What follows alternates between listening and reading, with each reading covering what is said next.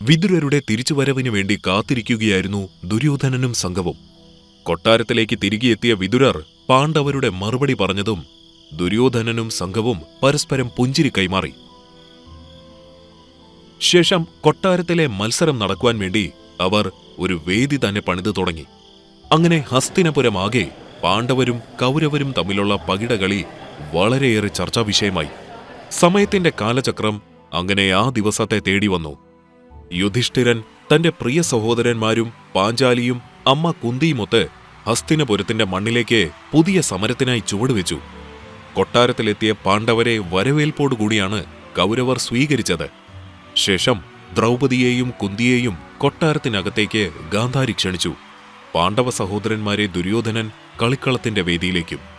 തന്റെ പ്രിയ കുട്ടികളുടെ വാശിയേറിയ കളി കാണുവാൻ ഭീഷ്മ, ധൃതരാഷ്ട്രർ, വിദുരർ, തന്റെ ഗുരുക്കന്മാരായ ദ്രോണാചാര്യർ, കൃപാചാര്യർ, അങ്ങനെ പല വ്യക്തികളും ആ വേദിയിലുണ്ടായിരുന്നു. അങ്ങനെ കളിക്കളത്തിന്റെ ഒരു ഭാഗം പാണ്ഡവർ നിലയുറപ്പിച്ചു, മറുഭാഗം കർണനും ദുശാസനനും മറ്റുള്ളവരും. ശേഷം അവിടെയുള്ള എല്ലാവരും കാണുകെ യുധിഷ്ഠിരൻ കളിക്കളത്തിന്റെ അരികിലെ ഇരിപ്പിടത്തിൽ നിലയുറപ്പിച്ചു. പെട്ടെന്നാണ് യുധിഷ്ഠിരൻ ആ കാര്യം ശ്രദ്ധിച്ചത്. തന്റെ നേർക്കുനേരെ ദുര്യോധനനോടൊപ്പം മറ്റൊരാളും, ശകുനി. ദുര്യോധന, നിന്റെ ക്ഷണത്താലാണ് ഞാൻ ഈ കളിക്കളത്തിലിരിക്കുന്നത്. എന്റെ എതിരാളി നീ മാത്രമാണെന്നാണ് ഞാൻ കരുതിയത്. സഹോദര, നിനക്കെതിരെ കരിക്കൽ നീക്കുന്നത് ഞാൻ തന്നെയാണ്. പക്ഷേ പകിടയിടുന്നത് മാത്രം മാതുലനായിരിക്കും. ഇത് കേട്ട ശകുനി ചെറുചിരിയോടെ മുഖം യുധിഷ്ഠിരനിലേക്ക് തിരിച്ചു. സാമ്രാജ്യങ്ങൾ നിങ്ങളെ വണങ്ങി നിൽക്കുമ്പോൾ ഈ എളിയവനുമായി കളിക്കാൻ പേടിയാണോ ധർമ്മപുത്ര? ഭയമോ? എന്തിന്? ശകുനിയുടെ വിത്തുകൾ യുധിഷ്ഠിരനിൽ മുളയ്ക്കുവാൻ തുടങ്ങി. എന്നാൽ തുടക്കം കുറിക്കട്ടെ. ശകുനി തന്റെ പകിട എറിയുന്നതിന് തൊട്ടു മുൻപ് തന്നെ മറ്റൊരു കൈ അവിടെ തടസ്സമായി നിന്നു. അവിടെയുള്ള എല്ലാവരുടെയും കണ്ണുകൾ ദുര്യോധനനിലേക്കായി. ആരംഭിക്കുവാൻ വരട്ടെ. കണ്ടുനിന്ന എല്ലാവരുടെ മനസ്സിൽ ഒരു ഞെട്ടലോടെയാണ് ആ വാക്കുകളെ സ്ഥിരീകരിച്ചത്. ദുര്യോധനൻ തന്റെ മാതുലനായ ശകുനിയുടെ മുഖത്ത് ചിരിച്ചുകൊണ്ട് ആ കാര്യം വ്യക്തമാക്കി.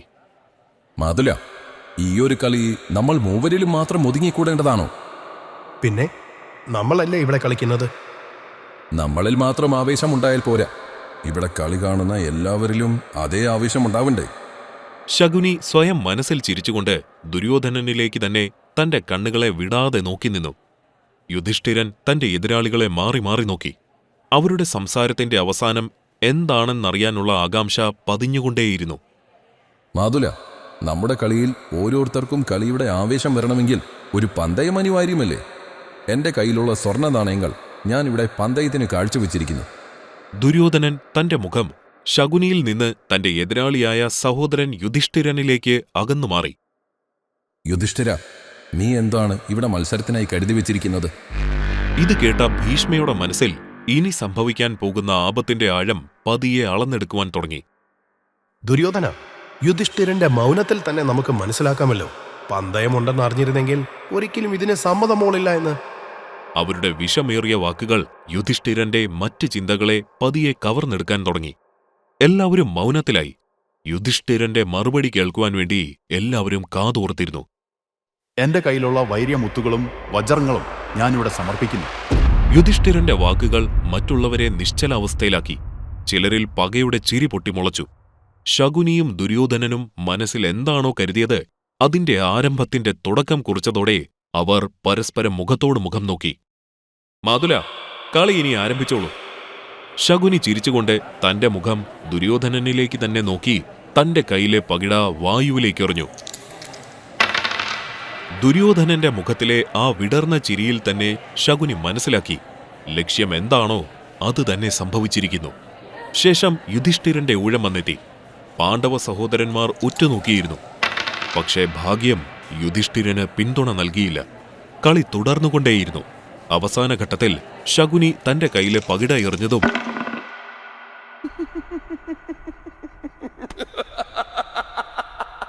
അവരുടെ ചിരിയിൽ തന്റെ പുത്രൻ വിജയം കൈവരിച്ചു എന്നുള്ള കാര്യം ധൃതരാഷ്ട്രർ ചിരിയിൽ പ്രകടിപ്പിച്ചു.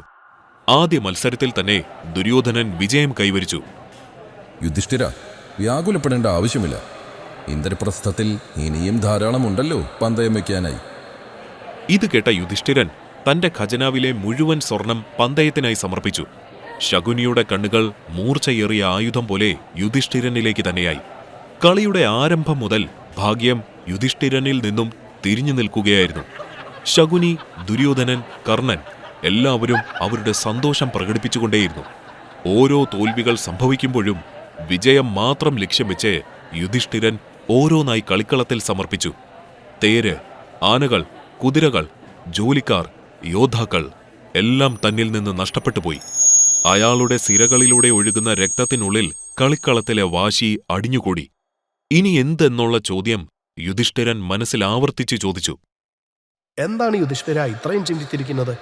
കളി ഇവിടെ നിർത്തിയാലോ എന്നാണോ? അതോ ഞാൻ എൻ്റെ രാജകിരീടം ഇവിടെ സമർപ്പിക്കുന്നു. ഇത് കേട്ട പാണ്ഡവരിൽ ഞെട്ടലായിരുന്നു ഉണ്ടായിരുന്നത്. പക്ഷെ യുധിഷ്ഠിരനിൽ ആത്മവിശ്വാസവും. തന്റെ ഗുരുക്കന്മാർ ഈ ഒരു തീരുമാനത്തെ മനസ്സിൽ വളരെയേറെ എതിർപ്പ് കാണിക്കുന്നുണ്ട്.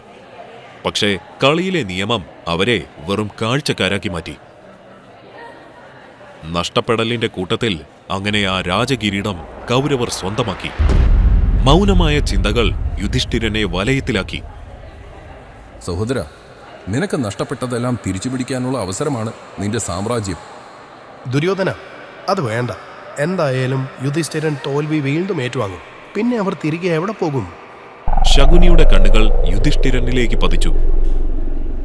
അയാളുടെ തീരുമാനം എന്താണെന്നറിയാൻ ശകുനി ആകാംക്ഷയിലായി. നമ്മുടെ രാജ്യം ഇവിടെ വെച്ചിരിക്കുന്നു. അവിടെയുള്ള പല മുഖങ്ങളുടെയും ശോഭ കുറയുവാൻ തുടങ്ങി. കുറയും തോറും മറ്റുള്ളവരിൽ അതൊരു ആനന്ദമായി. കളി തുടർന്നുകൊണ്ടേയിരുന്നു. പെട്ടെന്നാണ് അവിടെ ആകെ ഒരു ചിരി പടർന്നു കയറിയത്. ശകുനിയുടെ ആ ചിരിയിൽ പാണ്ഡവർക്ക് തന്റെ രാജ്യം കൈവിട്ടു പോയെന്നുള്ള സത്യം എല്ലാവരും മനസ്സിലാക്കി. ഇനി മറ്റൊന്നും മത്സരത്തിന് സമർപ്പിക്കാനില്ലെന്ന് മനസ്സിലാക്കിയ യുധിഷ്ഠിരൻ തന്റെ സ്വയം തോൽവി സമ്മതിച്ചുകൊണ്ട് തന്റെ ഇരിപ്പിടത്തിൽ നിന്നും എഴുന്നേറ്റു. സഹോദര, നിൽക്കൂ. കളി അവസാനിപ്പിക്കുകയാണോ? എൻ്റെ പക്കലുള്ള എല്ലാം ഞാനിവിടെ സമർപ്പിച്ചു. ബാക്കിയായി ഇനി ഒന്നുമില്ല. കളി ഇവിടെ വെച്ച് നിർത്താം. യഥാർത്ഥത്തിൽ ഇനിയല്ലേ കളിയുടെ ആരംഭം? ദുര്യോധനന്റെ വാക്കുകൾ കേട്ടുനിന്ന എല്ലാവരിലും ഒരു അത്ഭുതമായിരുന്നു. അയാളുടെ ഉള്ളിൽ മറ്റെന്തോ ലക്ഷ്യം കരുതി വച്ചിരുന്നു. യുധിഷ്ഠിരന്റെ മനസ്സിൽ പല ചിന്തകൾ വാരിവിതറി. യുധിഷ്ഠിര, ഇവിടെ ഇരിക്കൂ. നിനക്ക് നഷ്ടപ്പെട്ടതെല്ലാം തിരിച്ചു ലഭിക്കുവാൻ ആഗ്രഹമില്ലേ? കളി ആരംഭിച്ചാലോ? ശകുനിയുടെ ആ വാക്കുകളിലെ അർത്ഥം യുധിഷ്ഠിരന് മനസ്സിലാക്കുവാൻ സാധിച്ചില്ല. തന്റെ ചെറുചിരിയോടെ യുധിഷ്ഠിരനോട് ശകുനി ആ കാര്യം വ്യക്തമാക്കി. അധികം ഇങ്ങനെ ചിന്തിക്കാനുണ്ടോ യുധിഷ്ഠിര? ശകുനിയുടെ കണ്ണുകൾ യുധിഷ്ഠിരനിൽ നിന്നും പാണ്ഡവ സഹോദരന്മാരിലേക്ക് തെന്നിമാറി. ശകുനിയുടെ ആ നോട്ടത്തിൽ തന്നെ അയാളുടെ വാക്കുകളിലെ അർത്ഥം യുധിഷ്ഠിരന് പൂർണ്ണമായും മനസ്സിലായി. തന്റെ അനുജന്മാരെ കൗരവർക്ക് മുന്നിൽ പന്തയമായി വയ്ക്കുവാനുള്ള ആശയം വളരെയേറെ അദ്ദേഹത്തെ വേദനിപ്പിച്ചു. യുധിഷ്ഠിര, ഇനിയും വിജയം കൈവരിക്കാൻ സാധിക്കില്ല എന്ന പൂർണ്ണ വിശ്വാസമുണ്ടെങ്കിൽ നമ്മുടെ വാക്കുകൾ നിരസിക്കാം. കളി നമുക്ക് ഇവിടെ വെച്ച് തന്നെ അവസാനിപ്പിക്കാം. എൻ്റെ തീരുമാനം എൻ്റെ പ്രിയ സഹോദരന്മാരായ നകുലനെയും സഹദേവനെയും ഇവിടെ സമർപ്പിക്കുന്നു.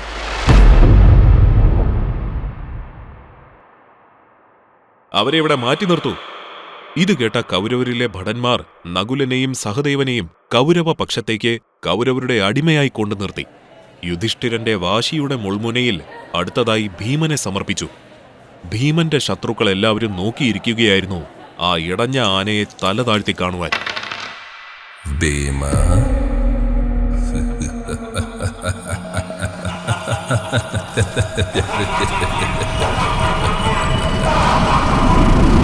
തന്റെ സഹോദരങ്ങൾ ഓരോന്നായി നഷ്ടപ്പെടുമ്പോഴും തന്റെ ഉള്ളിലെ ക്ഷത്രിയ ധർമ്മം അതിനനുസരിച്ച് വീണ്ടും കളിയോടുള്ള ആസക്തി വർദ്ധിപ്പിച്ചുകൊണ്ടിരുന്നു. ഭീമന് പുറമേ തന്റെ പ്രിയ സഹോദരന്മാർ അർജുനനെ സമർപ്പിച്ചു. ഭാഗ്യം പിന്നെയും തന്നെ പിന്തുണച്ചില്ല. ശേഷം കളിക്കളത്തിന്റെ ഒരു ഭാഗം യുധിഷ്ഠിരനും മറുഭാഗം കൗരവരും പിന്നെ പാണ്ഡവ സഹോദരങ്ങളും. തന്റെ രാജ്യവും സഹോദരങ്ങളും എല്ലാം നഷ്ടപ്പെട്ട ആ ഒരു വേളയിൽ തന്റെ മറ്റൊരു തീരുമാനം യുധിഷ്ഠിരനെടുത്തു. എൻ്റെ അനുജന്മാർക്കൊപ്പം ഞാൻ എന്നെ തന്നെ ഇവിടെ സമർപ്പിക്കുന്നു.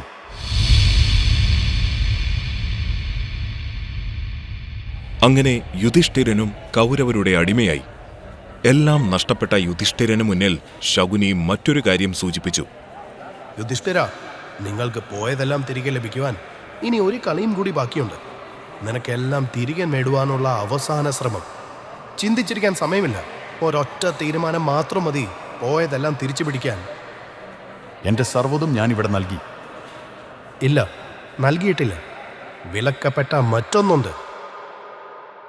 ദ്രൗപദി. ദുര്യോധനനും കർണനും യുധിഷ്ഠിരനെ നോക്കി ചിരിച്ചു. കാരണം അവർ കാത്തിരുന്ന നിമിഷമായിരുന്നു അത്. തന്റെ ജ്യേഷ്ഠൻ ഈ ഒരു ചൂതാട്ടത്തിന് ഒരിക്കലും അംഗീകരിക്കില്ല എന്ന ഉറപ്പ് ഭീമനിലുണ്ടായിരുന്നു. അവരുടെ എല്ലാം പ്രിയപ്പെട്ടവളായിരുന്നു ദ്രൗപദി. ചിന്തയിലായിരുന്ന യുധിഷ്ഠിരൻ അല്പസമയത്തിനു ശേഷം ശകുനിക്ക് മറുപടി നൽകി. ദ്രൗപദിയെ ഞാനിവിടെ സമർപ്പിക്കുന്നു.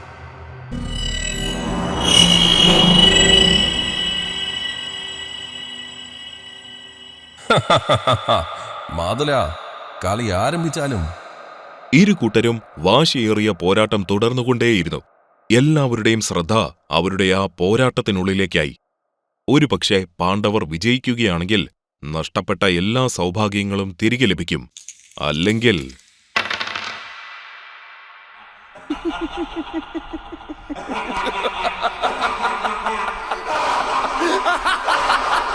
കർണന്റെ കണ്ണുകളിൽ ഒരു ജ്വാല കത്തിയെരിയുന്നുണ്ടായിരുന്നു. അപമാനമേറ്റ് കെട്ടുകടന്ന ആ കനൽ ആളിക്കത്തുവാൻ തുടങ്ങി. തന്റെ പ്രധാന പ്രതികാരത്തിന്റെ ആദ്യഘട്ടം സാക്ഷ്യം വഹിച്ച സന്തോഷത്തിൽ ശകുനിയും. അല്പസമയത്തിനു ശേഷം ദുര്യോധനൻ വിതുരരെ വിളിച്ച് തന്റെ കൽപ്പന അവതരിപ്പിച്ചു. ദ്രൗപദിയെ ഈ വേദിയിൽ കൊണ്ടുവരണം, ഇപ്പോൾ തന്നെ. പക്ഷേ ആരും പ്രതീക്ഷിക്കാത്ത മറുപടിയായിരുന്നു വിതുരർ നൽകിയത്. ഇല്ല, ഞാനത് ചെയ്യില്ല. അത്ര നേരം ആഹ്ലാദത്തിൽ മുഴുകിയ അവിടെയെല്ലാം മൗനം അതിഥി പോലെ കയറി വന്നു. പറഞ്ഞത് മാത്രം കേട്ടാൽ മതി, അവളെ കൊണ്ടുവരൂ. ദുശാസന, നിർത്തു. ദുര്യോധനൻ ദേഷ്യത്തോടെ വിതുരരെ നോക്കി. എന്തുകൊണ്ട് അനുസരിക്കില്ല? നിങ്ങൾ ഹസ്തിനപുരത്തെ മന്ത്രിയാണോ അതോ പാണ്ഡവരുടെയോ? പാണ്ഡവപക്ഷമാണ് നിൽക്കുന്നതെങ്കിൽ പിന്നെ എന്തിനാണ് ഹസ്തിനപുരത്തിന്റെ മന്ത്രിയായി ഇവിടെ തന്നെ നിലകൊള്ളുന്നത്? അതോ ഇനി പാണ്ഡവരുടെ സ്നേഹനിധിയായ ദൂതനാണോ? നിങ്ങളിവിടെ മന്ത്രിയായി ഉള്ളിടത്തോളം കാലം ഞാൻ പറയുന്നത് അനുസരിക്കേണ്ടി വരും. അല്ല, അനുസരിക്കുക. അതാണ് നിങ്ങളുടെ കടമ. വിളിച്ചുകൊണ്ടുവരൂ അവളെ. ദുര്യോധനന്റെ വാക്കുകൾക്ക് വിതുരർക്ക് മറുപടി നൽകാൻ സാധിച്ചില്ല. ദുര്യോധനനോടുള്ള ദേഷ്യം ഹസ്തിനപുരത്തിലെ ദാസിയെ വിളിച്ചുവരുത്തി പ്രകടിപ്പിച്ചു. ദ്രൗപദിയുടെ വരവിനായി ദുര്യോധനനും കർണനും ദുശാസനനും ശകുനിയും നോക്കിയിരുന്നു. പെട്ടെന്നാണ് ദാസി മാത്രം അവിടേക്ക് കയറി വന്നത്. ദുര്യോധനന്റെ കണ്ണുകൾ ദ്രൗപദിയെ തിരഞ്ഞുകൊണ്ടിരുന്നു. ദാസി അവിടെയുണ്ടായ കാര്യം ദുര്യോധനനോട് വിവരിച്ചു. ചെന്ന് പറഞ്ഞേക്ക് ദുര്യോധനനോട്, അവൻ വിളിക്കുമ്പോൾ വരുവാൻ ഞാൻ നിന്നെപ്പോലെ അവന്റെ ദാസിയല്ലെന്ന്.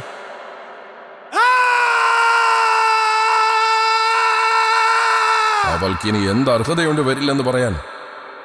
ദുശാസന. തന്റെ സഹോദരന്റെ വാക്കുകൾ കേൾക്കാൻ കാത്തിരിക്കുകയായിരുന്നു ദുശാസനൻ. പാണ്ഡവ സഹോദരങ്ങളുടെ മുഖത്തേക്ക് പുച്ഛഭാവത്തോടെ നോക്കി തന്റെ സഹോദരനോടുള്ള കടമ നിറവേറ്റുവാൻ പോയി. പെട്ടെന്നായിരുന്നു എല്ലാവരുടെയും ശ്രദ്ധ ആ ശബ്ദം കവർന്നെടുത്തത്. ആ ശബ്ദം വരുന്ന ദിക്കിലേക്കായി എല്ലാവരുടെയും നോട്ടം. ദ്രൗപദിയെ തന്റെ സഹോദരന്റെ അരികിലേക്ക് അവൻ വലിച്ചെറിഞ്ഞു. ഇത് കണ്ട പാണ്ഡുപുത്രന്മാർ തങ്ങളുടെ ദേഷ്യം ഉള്ളിലൊതുക്കി നിന്നു. നിങ്ങളുടെ പുത്രൻ ക്രൂരമായ വാക്കുകൾ പറഞ്ഞിട്ടും എതിർക്കാത്തതെന്താണ്?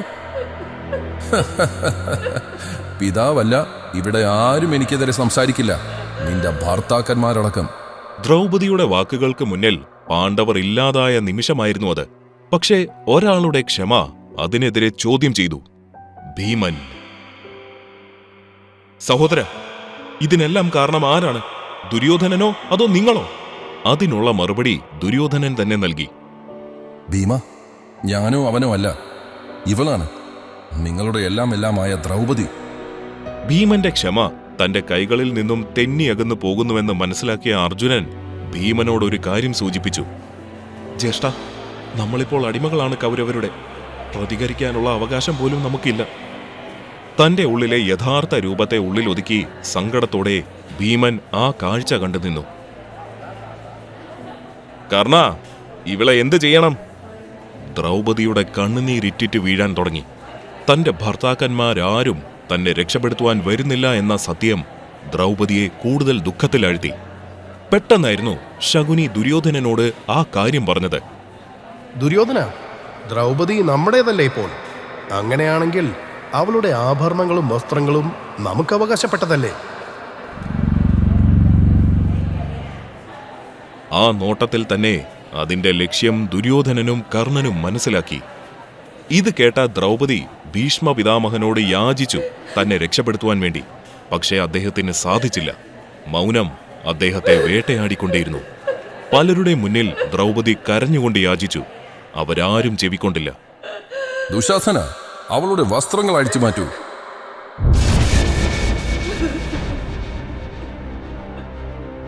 സങ്കടം മനസ്സിലാക്കിയ ഭീഷ്മയും വിതുരരും ഗുരുക്കന്മാരും കണ്ണുകൾ അടച്ചുകൊണ്ട് ആ ഒരു കാഴ്ചയെ തടസ്സമാക്കി. ദുശാസനൻ ദ്രൗപദിയുടെ അരികിലേക്ക് നടന്നു. ദ്രൗപദിയുടെ കരച്ചിൽ അവിടെ ആകെ മുഴങ്ങിക്കൊണ്ടിരുന്നു.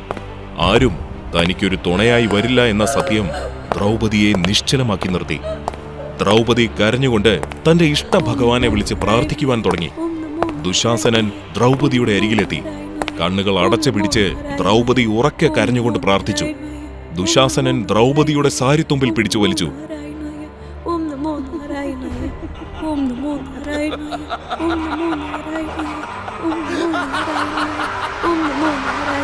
നിർത്തൂ ദുശാസന!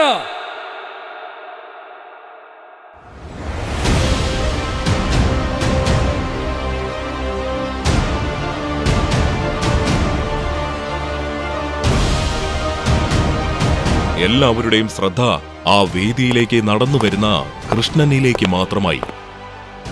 നിന്റെ കൈവിരൽ ഇനി പതിഞ്ഞാൽ ഇവിടെ മൗനമായി നിൽക്കുന്നവരെ പോലെ ആകില്ല. നിന്റെ ശിരസ് പിളർന്നുകൊണ്ട് എന്റെ കടമ ഞാൻ നിറവേറ്റും. കൃഷ്ണന്റെ വാക്കുകൾ കേട്ട ദുശാസനന്റെ ഉള്ളിലെ ഭയം ദ്രൗപദിയിൽ നിന്നും അകന്നു മാറി.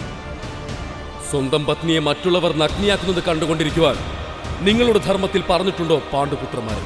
കൃഷ്ണന്റെ വാക്കുകൾക്ക് മറുപടി നൽകാൻ അവർക്ക് കഴിഞ്ഞില്ല. അവരിലെ കുറ്റബോധം അതിന് സമ്മതിച്ചില്ല. ഹസ്തിനാപുരത്തിന്റെ സമാധാനം മാത്രമാണ് നിങ്ങൾ ആഗ്രഹിക്കുന്നുവെങ്കിൽ എന്തിനാണ് ഭീഷ്മ പിതാമഹനെ മൗനമായി നിന്നത്? മറ്റൊരു യുദ്ധം സൃഷ്ടിക്കാൻ വേണ്ടിയാണോ ഇതെല്ലാം കണ്ടുകൊണ്ടിരുന്നത്? ദുര്യോധന, നിന്റെ ഉള്ളിലെ വൈരാഗ്യവും അമർഷവും ഇതുപോലെ ചതിയിലൂടെയല്ല പ്രവർത്തിക്കേണ്ടത്. നേർക്ക് നേർ നിന്ന് പോരാട്ടം കുറിക്കണം. അതാണ് യഥാർത്ഥ യോദ്ധാവ്. കൃഷ്ണന്റെ വാക്കുകൾക്ക് മുന്നിൽ എല്ലാവരും മൗനം പാലിച്ചു. എല്ലാം മതിയാക്കൂ. ഇതിനു മുന്നേ എന്തുകൊണ്ട് ഈ വാക്കങ്ങ് ഉച്ചരിച്ചില്ല? ഇപ്പോഴാണോ അതിനുള്ള ധൈര്യം വന്നത്? കൃഷ്ണ, നമ്മുടെ ഭാഗത്തെ തെറ്റ് സമ്മതിക്കുന്നു. ഇങ്ങനെയെല്ലാം ആവുമെന്ന് നാം ഒരിക്കലും കരുതിയിരുന്നില്ല. പിന്നെ എന്താണെന്ന് കരുതിയിരുന്നത്? അത് ധൃതരാഷ്ട്രർക്ക് മറുപടി നൽകാൻ പോലും സാധിച്ചില്ല. അദ്ദേഹം അവിടെ നിന്നും ദ്രൗപദിയുടെ അരികിലേക്ക് വന്നു. ദ്രൗപദി, എന്റെ പുത്രൻ ചെയ്ത തെറ്റിന് ഞാൻ ക്ഷമ ചോദിക്കുന്നു. ദ്രൗപദി അതിന് മറുപടി പറഞ്ഞില്ല. ദുശാസനൻ പിടിച്ചു വലിച്ച തന്റെ മുടിയിലേക്ക് നോക്കി നിൽക്കുകയായിരുന്നു അവൾ. ദ്രൗപദി, അവൻ സ്പർശിച്ച എന്റെ മുടി ശുദ്ധികലശം ചെയ്യണം, ശുദ്ധികലശം ചെയ്യണം. ദ്രൗപദി ആ ഞെട്ടലിൽ നിന്നും പുറത്തു വന്നിട്ടുണ്ടായിരുന്നില്ല. അവൾ അത് തന്നെ വീണ്ടും വീണ്ടും പറഞ്ഞുകൊണ്ടിരുന്നു. ശേഷം ധൃതരാഷ്ട്രർ ആ തീരുമാനം ദുര്യോധനനോട് കൽപ്പിച്ചു. ദുര്യോധന, പാണ്ഡവർക്ക് നഷ്ടപ്പെട്ടതെല്ലാം അവർക്ക് തന്നെ തിരികെ നൽകണം. ഇതെന്റെ കൽപ്പനയാണ്. ഇത് കേട്ട ദുര്യോധനന്റെയും ശകുനിയുടെയും കർണന്റെയും മുഖം വാടി. ശേഷം കൃഷ്ണനും ദ്രൗപദിയും പാണ്ഡവരും ആ വേദിയിൽ നിന്നും തിരികെ പോകുവാൻ തുടങ്ങി. പക്ഷെ ഒരാൾ മാത്രം അവിടെ തന്നെ നിന്നു. ഭീമൻ. ഭീമന്റെ കണ്ണുകൾ ആ കൂട്ടത്തിലെ ഒരാളിൽ മാത്രമായി. ദുശാസനൻ. അവിടെയുള്ള എല്ലാവരും കേൾക്കെ ഭീമൻ ഒരു ശപഥം ചെയ്തു.